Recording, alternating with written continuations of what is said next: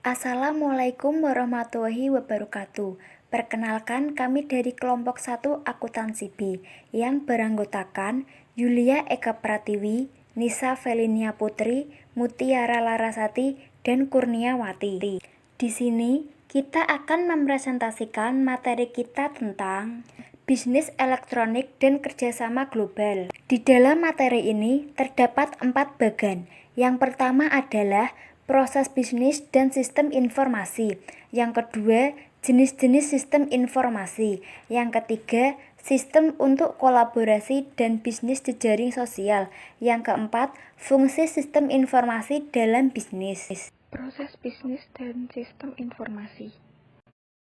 Proses bisnis, business process, dapat didefinisikan sebagai kumpulan dari proses dan berisi kumpulan aktivitas yang saling berelasi satu sama lain untuk menghasilkan suatu keluaran yang mendukung pada tujuan dan sasaran strategis dari organisasi. Sistem informasi. Sistem informasi adalah suatu sistem di dalam suatu organisasi yang mempertemukan kebutuhan pengolahan transaksi harian yang mendukung fungsi operasi organisasi yang bersifat manajerial dengan kegiatan strategi dari suatu organisasi untuk dapat menyediakan kepada pihak luar tertentu dengan laporan-laporan yang diperlukan. Hubungan proses bisnis dengan sistem informasi. Hubungan proses bisnis dengan sistem informasi adalah seperangkat aktivitas yang berhubungan secara logis yang menjelaskan bagaimana tugas bisnis tertentu dilaksanakan, dan bisnis dapat dipandang sebagai sekumpulan proses bisnis. Proses bisnis dalam sistem informasi.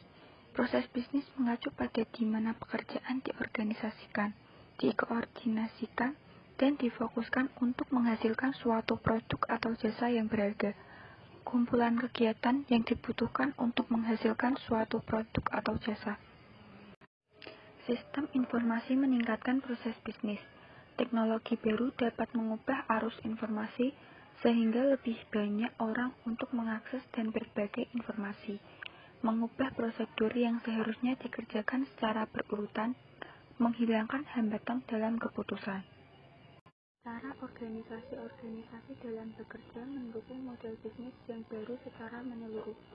Dengan menganalisis proses bisnis dengan melakukan analisis terhadap proses bisnis, dapat memahami cara mengubah bisnis dengan cara meningkatkan efisiensi dan efektivitas pada proses bisnisnya. Cara meningkatkan kinerja proses menggunakan sistem informasi untuk mencapai efisiensi, inovasi, dan pelayanan pelanggan yang lebih baik. Jenis-jenis sistem informasi dibagi menjadi 3, yaitu pertama, sistem-sistem untuk kelompok manajemen yang berbeda. Kedua, sistem untuk membuat perusahaan saling terhubung. Dan yang ketiga, a business, a comms, dan a government. Jenis sistem informasi yang pertama, yaitu sistem untuk kelompok manajemen yang berbeda. Dibagi menjadi 2, yaitu sistem pemrosesan transaksi dan sistem untuk intelijen bisnis. Sistem pemrosesan transaksi adalah sistem komputerisasi yang mengoperasikan transaksi rutin harian yang bertujuan untuk mencatat setiap transaksi yang terjadi di perusahaan. Untuk sistem intelijen bisnis, yang merupakan istilah terkini mengenai pengelolaan data dan perangkat lunak yang bertujuan untuk memudahkan interpretasi dari jumlah data yang besar. Jenis sistem yang kedua, yaitu sistem untuk membuat perusahaan saling terhubung, dibagi menjadi 2, aplikasi perusahaan, intranet, dan ekstranet. Aplikasi perusahaan, yaitu sistem yang menjangkau area fungsional, berfokus pada proses bisnis, dan menjangkau tingkat manajemen. Sedangkan intranet dan ekstranet adalah intranet, situs web internal perusahaan untuk karyawan. Ekstranet adalah situs web perusahaan yang dapat diakses oleh vendor dan pemasok. Dan jenis sistem informasi yang ketiga yaitu a business, a comms, dan a government. A business adalah penggunaan teknologi internet untuk menjalankan proses bisnis utama. E-commerce bagian dari e-business yang berhubungan dengan kegiatan jual beli barang atau jasa melalui internet. Sedangkan e-government adalah penggunaan teknologi aplikasi jaringan internet yang memungkinkan pemerintah berhubungan dengan masyarakat, instansi pemerintah, organisasi bisnis secara digital. 3. Sistem untuk kolaborasi dan bisnis jejaring sosial. Apa yang dimaksud dengan kolaborasi? Kolaborasi adalah bekerja bersama-sama untuk mencapai tujuan bersama yang jelas. Kolaborasi berfokus pada penyelesaian tugas ataupun misi, dan biasanya digunakan pada organisasi bisnis atau organisasi lainnya. Pada saat ini, kolaborasi dan kerjasama tim menjadi lebih penting dibandingkan sebelumnya, karena yang pertama adalah mengubah sifat pekerja. Yang kedua, pertumbuhan bidang pekerja profesional. Yang ketiga, mengubah struktur organisasi perusahaan. Yang keempat, mengubah ruang lingkup perusahaan. Yang kelima, menitik beratkan pada inovasi. Yang keenam, mengubah budaya kerja dan bisnis. Jadi, kolaborasi ini mendukung gagasan bahwa bekerja pada tim memberikan hasil yang lebih baik dan lebih cepat dibandingkan bekerja sendiri-sendiri. Apa yang dimaksud dengan bisnis jejaring sosial? Bisnis jejaring sosial adalah proses membangun hubungan simbiosis mutualisme saling menguntungkan antara pelaku bisnis dengan pelanggan. Dan tujuan dari bisnis jejaring sosial adalah untuk memperdalam interaksi kelompok-kelompok dari dalam dan luar perusahaan, guna memperbaiki pendistribuan informasi, inovasi, dan pengambilan keputusan. Manfaat bisnis jejaring sosial adalah yang pertama, membangun budaya dan proses bisnis yang kolaboratif. Yang kedua, membangun dan menarik minat pelanggan.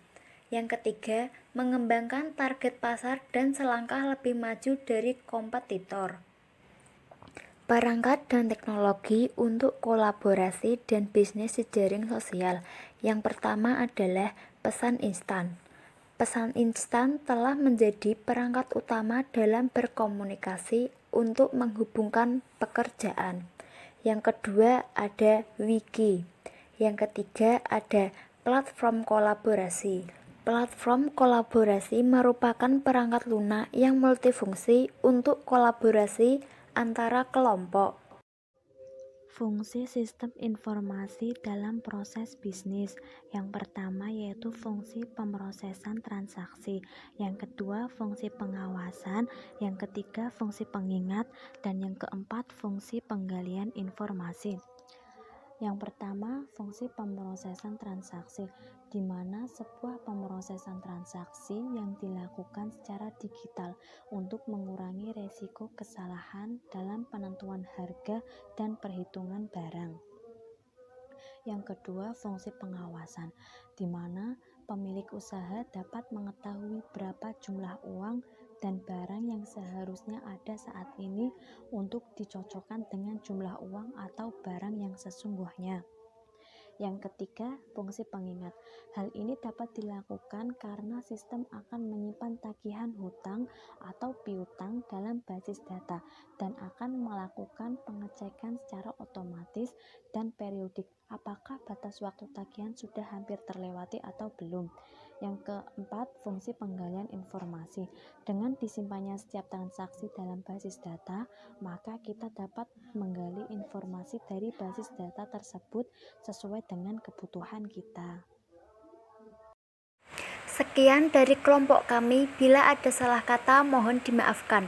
Wassalamualaikum warahmatullahi wabarakatuh.